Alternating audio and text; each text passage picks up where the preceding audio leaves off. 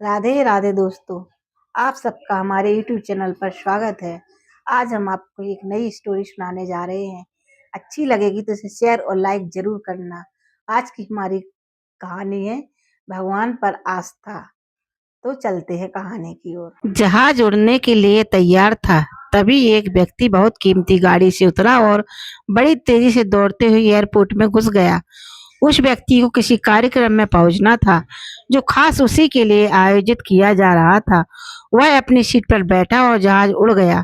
तभी जहाज कुछ ही दूर उड़ पाया था कि कैप्टन ने घोषणा की कि तूफानी बारिश और बिजली की वजह से जहाज का रेडियो सिस्टम ठीक से काम नहीं कर रहा है, इसलिए हम पास के एयरपोर्ट पर उतरने के लिए विवश हैं। मौसम अत्यधिक खराब होने के कारण पास के ही एयरपोर्ट पर जहाज को उतार दिया गया। जैसे ही जहाज रुका, वह व्यक्ति कैप्टन से शिकायत करने लगा कि उसका एक एक मिनट बहुत कीमती है और होने वाले कार्यक्रम में उसका पहुंचना बहुत जरूरी है। उस व्यक्ति की जहाज के कप्तान से बहस हो रही थी कि तभी पास खड़े दूसरे यात्री ने उस व्यक्ति को पहचान लिया और बोला, डॉक्टर पटनायक, आप जहां पहुंचना चाहते हैं टैक्सी द्वारा यहां से केवल 2 घंटे में ही पहुंच सकते हैं। यह सुनकर डॉक्टर को तसल्ली हुई और डॉक्टर ने उस व्यक्ति को धन्यवाद दिया और टैक्सी लेकर अपने गंतव्य की ओर निकल पड़ा। लेकिन ये क्या, आंधी तूफान बिजली बारिश ने गाड़ी का भी चलना मुश्किल कर दिया। लेकिन फिर भी डॉक्टर ड्राइवर से कहकर गाड़ी आगे बढ़वाता रहा। अचानक ड्राइवर को आभास हुआ कि वह रास्ता भटक कर एक सुनसान इलाके में पहुंच चुका है। डॉक्टर को अपने गंतव्य पर पहुंचने की बहुत जल्दी थी। खराब मौसम की वजह से मोबाइल में नेटवर्क भी नहीं आ रहा था, इसलिए वह सही रास्ते की जानकारी के लिए आसपास किसी व्यक्ति को तलाशने लगा। तभी उसे सड़क के किनारे एक छोटा सा घर दिखाई दिया। सही रास्ते का पता पूछने के इरादे से वह गाड़ी से नीचे उतरा और उस घर का दरवाजा उसने खटखटाया। अंदर से आवाज आई कि दरवाजा खुला है, जो कोई भी है अंदर आ जाए। अंदर एक बुढ़िया आसन बिछाए भगवत गीता का पाठ पढ़ रही थी। डॉक्टर ने उस बूढ़ी औरत से कहा, माँ जी, अगर आज्ञा हो तो आपके फोन का उपयोग कर लूं, मुझे एक अर्जेंट कॉल करनी है। तभी बुढ़िया मुस्कुराई और बोली, बेटा, कौन सा फोन? यहाँ ना तो बिजली और ना ही फोन। लेकिन तुम बैठो, सामने चरणामृत है, थोड़ा पी लो, थकान दूर हो जाएगी। और खाने के लिए भी कुछ फल रखे हैं, खा लो, ताकि आगे यात्रा के लिए कुछ शक्ति आ जाए। यह देखकर वह हैरान हो गया। डॉक्टर ने धन्यवाद दिया और चरणामृत पीने लगा।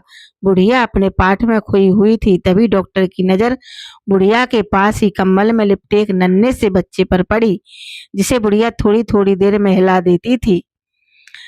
यह देखकर बुढ़िया की पूजा खत्म हुई तो डॉक्टर ने कहा, माँ जी, आपके स्वभाव और व्यवहार ने मुझ पर जादू सा कर दिया है। आप भगवान से एक प्रार्थना मेरे लिए भी कर दीजिए कि जल्द ही यह मौसम साफ हो जाए। मुझे उम्मीद है कि भगवान आपकी प्रार्थनाएं अवश्य स्वीकार करते होंगे। यह सुनकर बुढ़िया मुस्कुराई। बुढ़िया बोली, नहीं बेटा, ऐसी कोई बात नहीं है।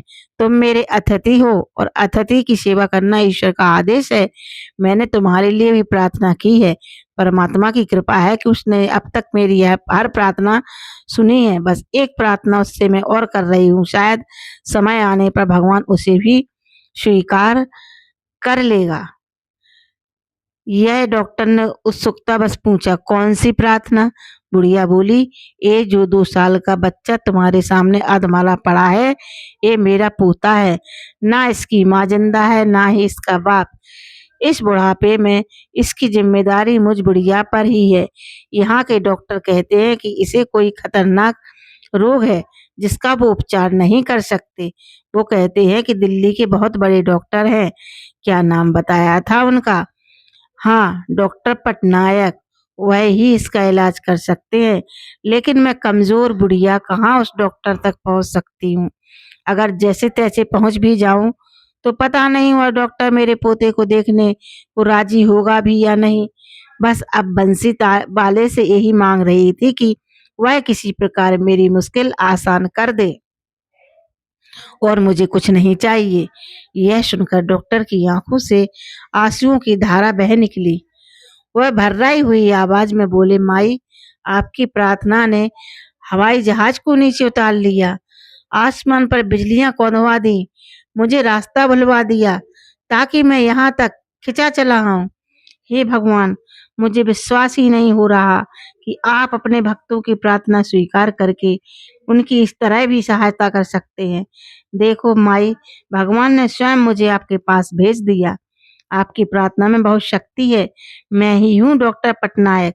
इतना कहकर डॉक्टर ने प्रभु के चरणों में शीश झुका दिया और बुढ़िया यह सुनकर बड़ी खुश हुई। दोस्तों, सच्चे मन और निस्वार्थ भाव से की गई प्रार्थना को भगवान अवश्य सुनते हैं। तो देखा दोस्तों, यह कहानी हमें क्या शिक्षा देती है? यह कहानी हमें यह शिक्षा देती है कि हमारी भक्ति में कितनी शक्ति होती है कि हम जो मांगते हैं वो हमें मिल जाता है। तो बुढ़िया माँ ने जो सच्ची लगन से मांगा तो भगवान ने उसको किसी भी तरह करके वह चीज दे दी। तो आज की कहानी यहीं पर। अच्छी लगे तो शेयर और लाइक जरूर करना। धन्यवाद।